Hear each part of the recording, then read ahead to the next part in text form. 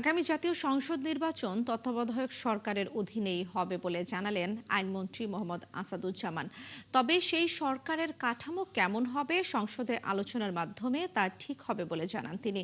Appeal বিভাগের রায়ের প্রতিক্রিয়ায় দুপুরে সচিবালয়ে মন্ত্রী আরও জানান, সংবিধান সংশোধনে বিশেষ কমিটি করা হবে, পরে সেটি বিল আকারে তোলা হবে সংসদে।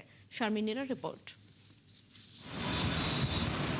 তত্ত্বাবধায়ক সরকারের অধীনে ২০০৯ সালে সরকার গঠন করে আওয়ামী লীগ। দুবছর পর এই ব্যবস্থা বাতিল করে সংবিধান সংশোধন করে তারা।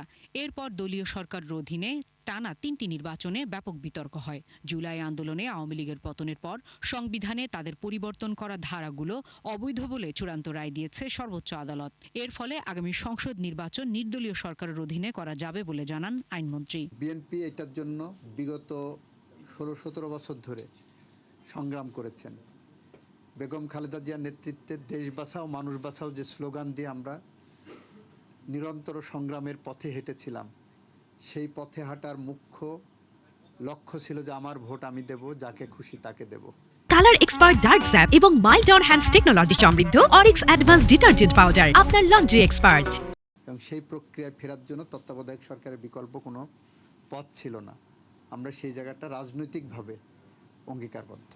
রায়ের আলোকে রায়ের সাথে যাতে সাংঘর্ষিক না হয় সেইটা বিবেচনা করে যে পাবলিক কনসালটেশনে দেব সব শ্রেণীর মানুষের, সব মতের মানুষের, সব পথের মানুষের সাজেশন নেব।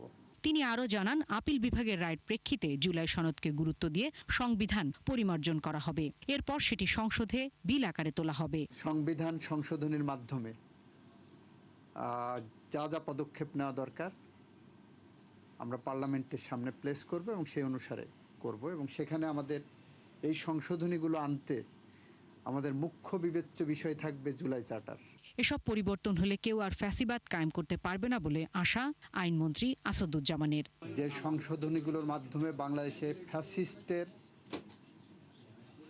চিরস্থায়ী বন্দোবস্ত দেওয়ার জন্য প্রক্রিয়া আনা হয়েছিল। শারমিন নীরা, ৭১, ঢাকা।